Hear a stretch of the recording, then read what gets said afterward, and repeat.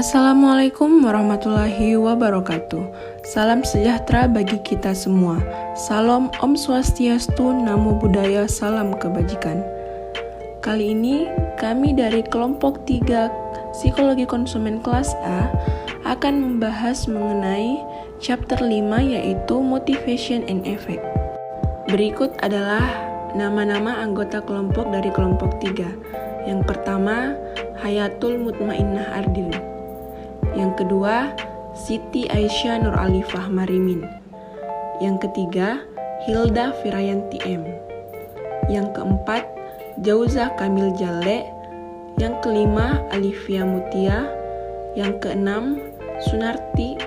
Dan yang terakhir adalah Alviola Dewiulan Alexander. Materi yang pertama mengenai motivational strength, di mana motivational strength ini terbagi atas dua, yaitu drive theory dan expectancy theory. Motivational strength.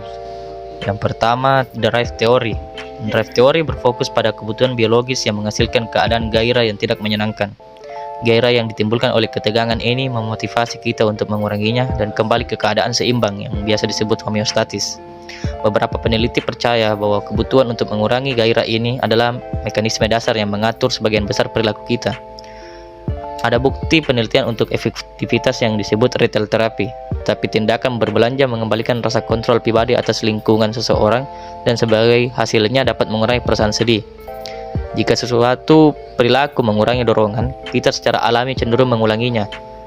Contohnya, motivasi Anda untuk meninggalkan kelas lebih awal untuk mengambil cemilan akan lebih besar jika Anda tidak makan dalam 24 jam daripada jika Anda hanya makan 2 jam sebelumnya. Drive theory mengalami kesulitan ketika mencoba menjelaskan beberapa aspek perilaku manusia yang bertentangan dengan prediksinya. Orang sering melakukan hal-hal yang meningkatkan status dorongan daripada menguranginya. Misalnya, kita mungkin menunda kepuasan jika Anda tahu Anda akan pergi keluar untuk makan malam yang mewah.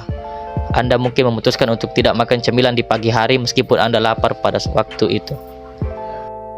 Yang kedua, expectancy theory atau teori harapan. Sebagian besar penjelasan motivasi saat ini berfokus pada faktor kognitif daripada faktor biologis untuk memahami apa yang memotivasi perilaku. Teori harapan menunjukkan bahwa harapan untuk mencapai hasil yang diinginkan atau insentif positif bukannya didorong dari dalam memotivasi perilaku kita.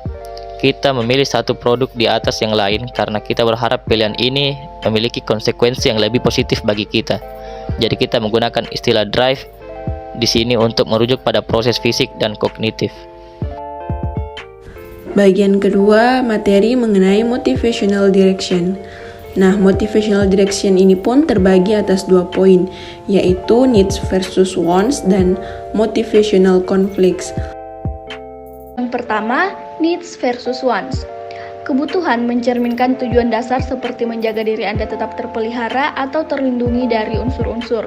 Sebaliknya, keinginan adalah jalur khusus untuk mencapai tujuan ini yang sangat bergantung pada kepribadian unik kita, pendidikan, budaya, dan pengamatan kita tentang bagaimana orang lain yang kita kenal memenuhi kebutuhan yang sama.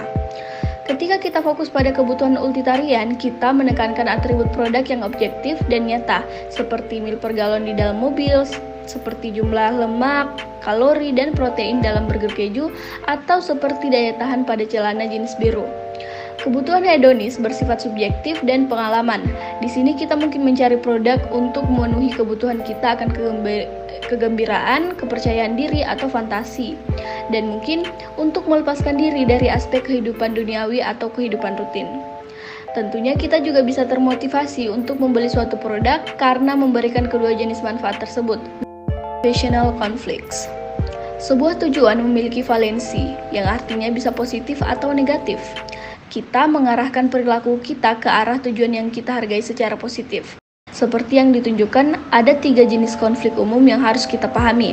Seperti yang pertama, approach conflict. Seseorang yang memiliki konflik pendekatan ketika dia harus memilih antara 2 alternatif yang diinginkan, yaitu contohnya seorang siswa yang mungkin bingung antara pulang ke rumah untuk liburan dan melakukan perjalanan ski dengan teman-teman, atau dia mungkin harus memilih antara CD untuk diunduh. B. Approach avoidance conflict. Konflik pendekatan menghindar menjadi ketika kita menginginkan suatu tujuan tetapi ingin menghindarinya pada saat yang sama. Beberapa solusi untuk konflik ini termasuk menjamur jembul palsu yang menghilangkan rasa bersalah karena menyakiti hewan untuk membuat pernyataan mode, dan keberhasilan program diet seperti Weight Watchers yang menjanjikan makanan enak tanpa kalori.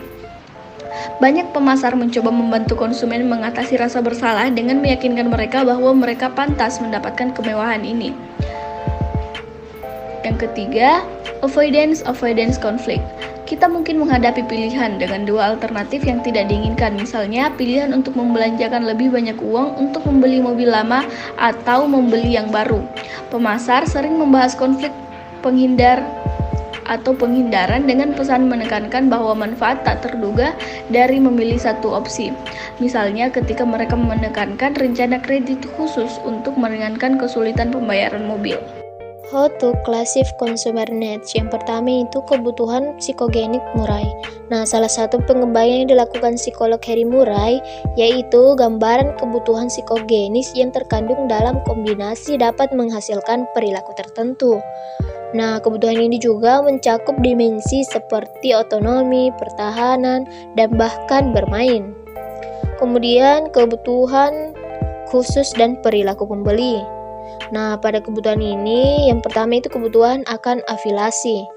Kebutuhan akan afiliasi itu relevan dengan produk dan layanan untuk orang-orang dalam kelompok, seperti berpartisipasi dalam olahraga tim, serta mengunjungi bar dan berkumpul di pusat pembelanjaan.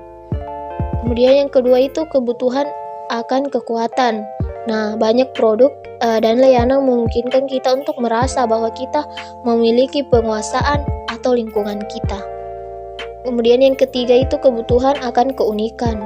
Nah, produk memenuhi kebutuhan akan keunikan ketika mereka berjanji untuk menonjolkan kualitas khas. Melanjutkan materi keempat, yakni tipe-tipe dari respon afektif. Jadi respon afektif ini akan menggambarkan bagaimana pengalaman keadaan yang syarat secara emosional, tetapi sifatnya itu akan menghasilkan evaluasi serta bagaimana suasana hati hingga emosi seseorang ataupun konsumen ketika telah melakukan sesuatu yang berkaitan dengan proses konsumsinya.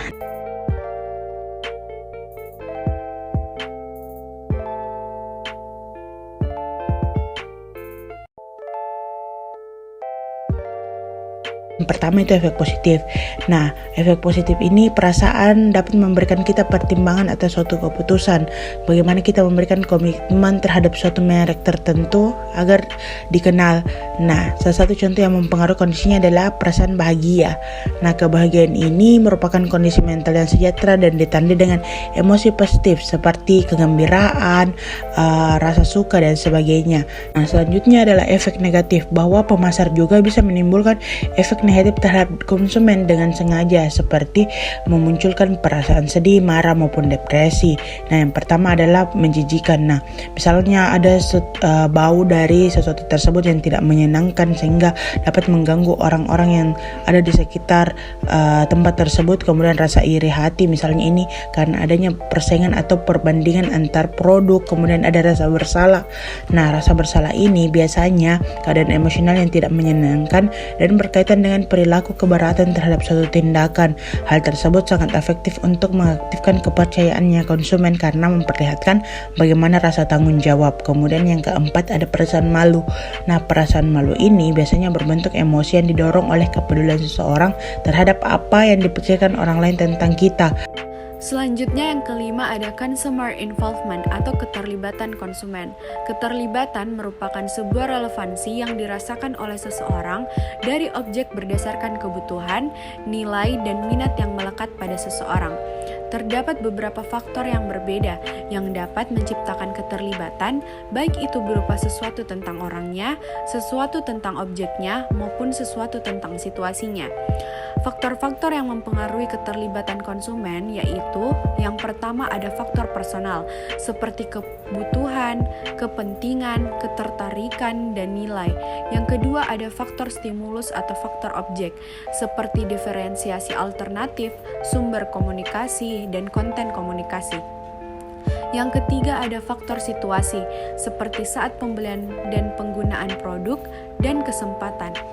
Keterlibatan juga dapat melibatkan seperti iklan, produk, dan keputusan pembelian, yang mana hal tersebut dapat memberikan kemungkinan hasil dari keterlibatan itu sendiri, seperti elisitasi atau pemerolehan argumen kontrak untuk iklan, yang kedua efektivitas iklan untuk mendorong pembelian, yang ketiga kepentingan relatif dari kelas produk, yang keempat perbedaan yang dirasakan dalam atribut produk, yang kelima preferensi untuk merek tertentu, yang keenam pengaruh harga pada pilihan merek, yang ketujuh jumlah pencarian informasi dan waktu yang dihabiskan untuk mempertimbangkan alternatif, dan yang terakhir yaitu jenis aturan keputusan yang digunakan dalam pilihan. Selanjutnya yaitu types of involvement atau tipe keterlibatan. Tipe keterlibatan yang pertama yaitu tipe keterlibatan produk atau product involvement. Keterlibatan produk merupakan tingkat ketertarikan konsumen terhadap suatu produk tertentu. Semakin dekat pemasar dapat mengikat merek dengan individu, maka akan semakin tinggi keterlibatan yang akan mereka ciptakan. Sebagai aturan, keputusan suatu produk cenderung sangat melibatkan jika konsumen yakin ada banyak risiko yang akan ia rasakan. Hal ini berarti orang tersebut percaya bahwa mungkin akan terdapat konsekuensi negatif jika dia memilih pilihan yang salah, seperti jika suatu produk tersebut mahal atau rumit. Terdapat 5 jenis risiko yang akan dirasakan. Yang pertama, risiko moneter. Yang kedua, risiko fungsional. Yang ketiga, risiko fisik. Yang keempat, risiko sosial. Dan yang terakhir, risiko psikologi. Tipe keterlibatan yang selanjutnya yaitu tipe keterlibatan pesan atau message involvement. Seorang pemasar dapat meningkatkan motivasi seseorang untuk memproses informasi yang relevan melalui satu atau lebih dari teknik di bawah ini. Yang pertama, gunakan rangsangan baru, seperti sinematografi yang tidak biasa, keheningan mendadak, atau gerakan yang tak terduga dalam iklan. Yang kedua, gunakan rangsangan yang menonjol, seperti musik yang keras dan tindakan yang cepat dalam menarik perhatian. Hal ini karena dalam format cetak, iklan yang lebih besar dipercaya dapat menarik perhatian yang lebih besar pula. Di satu sisi, pemirsa dapat melihat lebih lama pada gambar yang berwarna dibandingkan gambar yang hanya hitam putih. Yang ketiga, sertakan endorser selebriti. Orang akan memproses lebih banyak informasi ketika informasi tersebut datang dari seseorang yang mereka kagumi atau paling tidak yang mereka kenal. Yang keempat, memberikan nilai yang dihargai pelanggan. Kemudian yang kelima, ciptakan platform media baru untuk menarik perhatian. Yang keenam, dorong pemirsa untuk berpikir bahwa mereka benar-benar menggunakan produk yang ditawarkan. Jika seseorang dapat membayangkan hal ini, maka dia akan cenderung ingin mendapatkan hal yang nyata.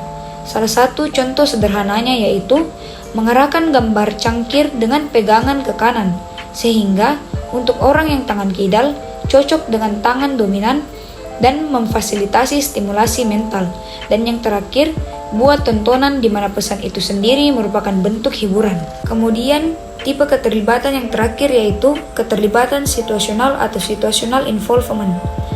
Keterlibatan situasional menggambarkan keterlibatan dengan toko, situs web, atau lokasi yang mana orang mengkonsumsi produk atau layanan tersebut. Demikian materi mengenai motivation and effect, dan berikut adalah referensi yang kami gunakan dalam mencari materi. Lebih dan kurangnya mohon dimaafkan.